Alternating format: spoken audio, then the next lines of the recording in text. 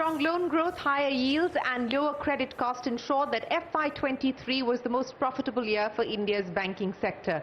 The combined profits of PSU banks and private banks crossed 2.3 lakh crore rupees, and as banks saw blockbuster growth, asset quality did not suffer. In fact, asset quality was the best that we've seen in more than 7 years. Slippages were down more than 26%. The outlook for the financial year is good, even though margins are likely to decline due to rising cost of funds. Loan growth is expected to moderate but remain in double digits. Amidst all of this euphoria came a warning from the RBI governor. I quote, "Bad loans are made in good times." Today's monetary policy was also an unexpectedly hawkish one, with the governor asserting that there will be no compromise on the 4% inflation target.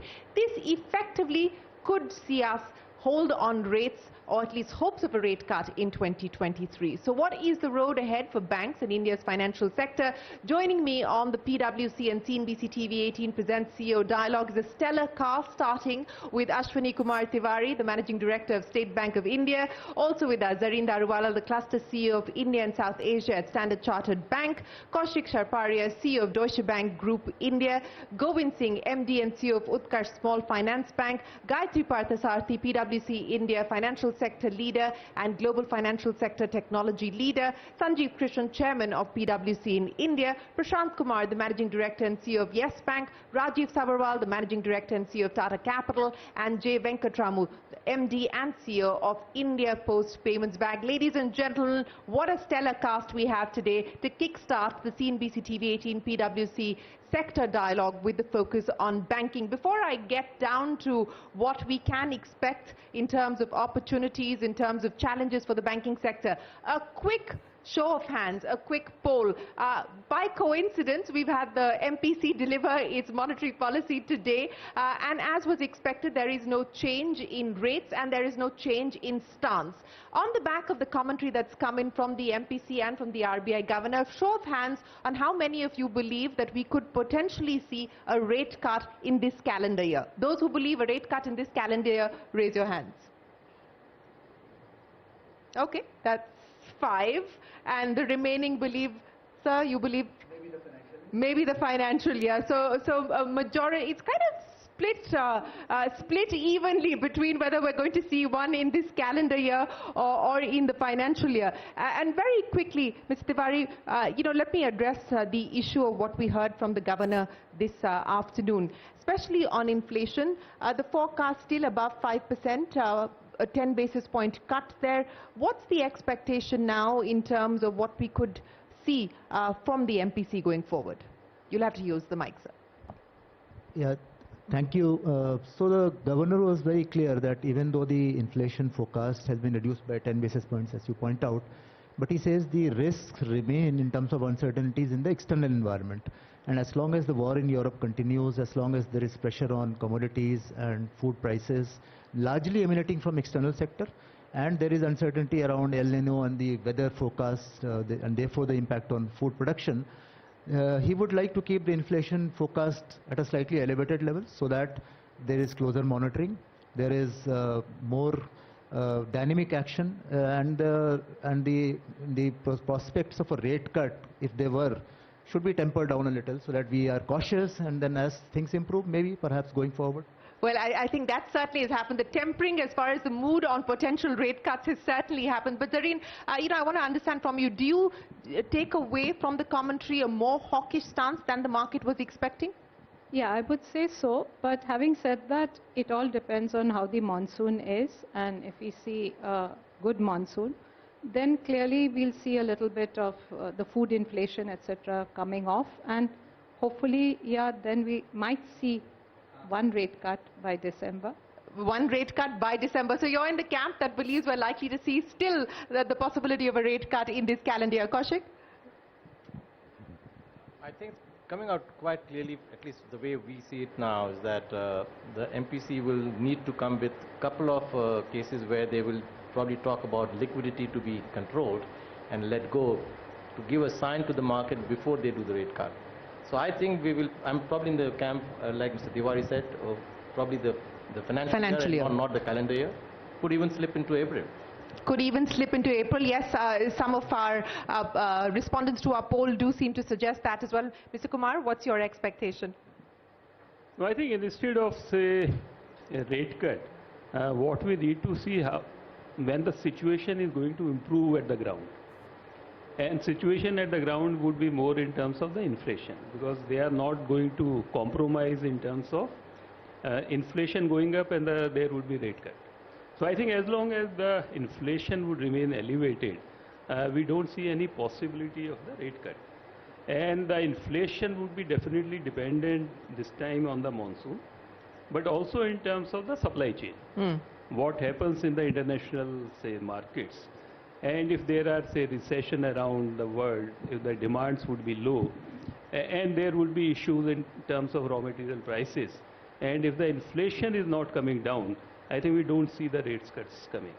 So at least not in this calendar year, but hopefully if it starts happening in the financial year, I think that would be very good. Well, yes, clearly we've seen that switch taking place, and of course the governor also, or actually it was the deputy governor that reiterated the fact that while the RBI or the MPC is not sticking to 4%, they want to be aligned to the 4% inflation target, and that perhaps will drive the trajectory of what the RBI may or may not do going forward. Well, that's it as far as the MPC is concerned, but we are here to talk about the road ahead for India's banking sector. And before I get my panelists in, I am going to toss it across to you, Gayatri, to set the context about what you believe will be the growth drivers, what you believe are likely to be the challenge as well. Gayatri, over to you.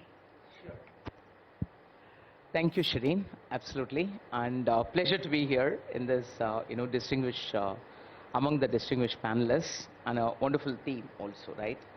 Banking, in terms of as a sector, definitely makes a huge impact on the country's growth objectives. And if you have to be the third largest economy, right, by 2030, then banking sector plays a huge role, right? From setting the context, right, I would like to cover a few points, right? In terms of overall, I think the sector has been highly resilient, number one, right? I almost call it as a little bit, almost insulated. The insulation is working well, kind of thing, right? And also the profitability has increased in the past few quarters very, very well, right? Which is absolutely positive signs for, looking at the sector from a growth angle and what can be, done. More than anything, of course, also, if you look at in terms of the credit growth, 2022-23, it's been, I would say, pretty high, 15%. And of course, I would call it as in terms of all the scheduled commercial banks, be it public sector banks or private sector banks, the NPA gross or net ratio has been, right, in terms of coming down. As you rightly said in the introduction, right, whether you look at in terms of the low slippage ratio or in terms of, right, the NIM improvements, I think the sector is doing good, right?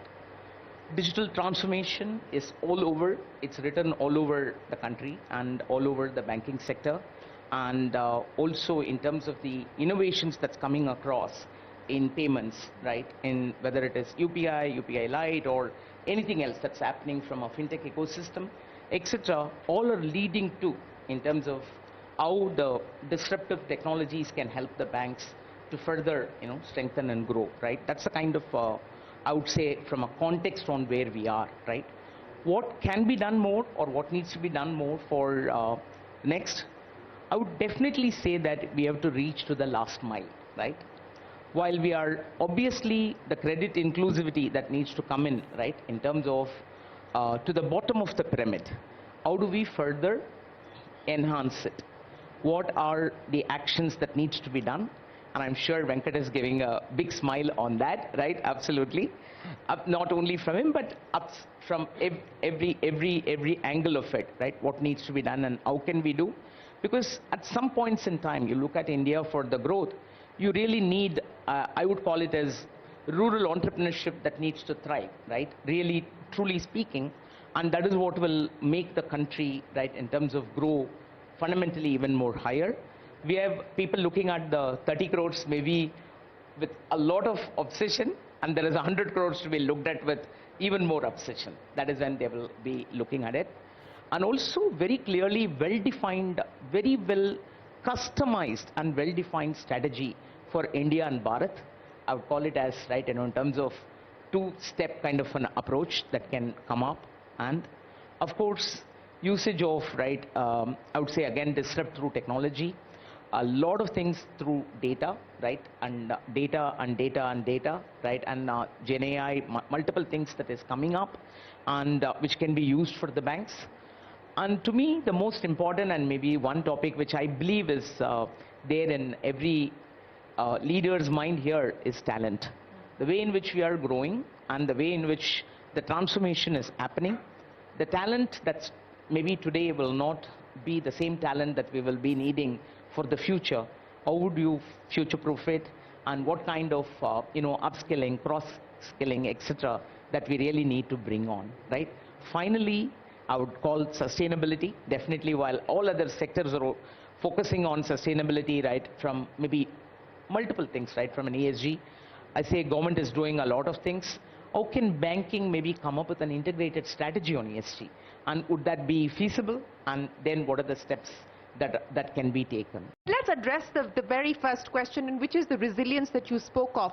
It's not just the resilience of the financial and the banking sector, but it's the resilience of the Indian economy that we've seen, especially through a post-COVID phase. And today the governor alluded to that as well. Rajiv, let's start by talking to you about it. The expectation is 6.5%. That is the estimate that the RBI has put out as well. And there are varying estimates, but all within that ballpark range at this point in time on growth. Now, we're coming off a very strong year for the banking and financial sector. What do you anticipate as far as FY24 is concerned, but also a slightly more longer-term 5-year view? If you look at the basics, I think a lot of them point to a much, much better future for us. We are a much larger economy. We've got the digital ecosystem working for us. We've seen per capita income growing, and I'm also seeing wealth being distributed in a better way. We've seen the rural economy, it did suffer for some months, but we've seen it coming back. And we're seeing a big thrust for Make in India. I feel manufacturing has the potential to create a lot of jobs too. So if you look at all of these happening, plus so many other external factors, the China Plus One story and so many others, I believe that this year definitely we will see a growth of more than 6.5%. I'm very optimistic. What's your number? I feel that we will be somewhere closer to 675 in that range. Because,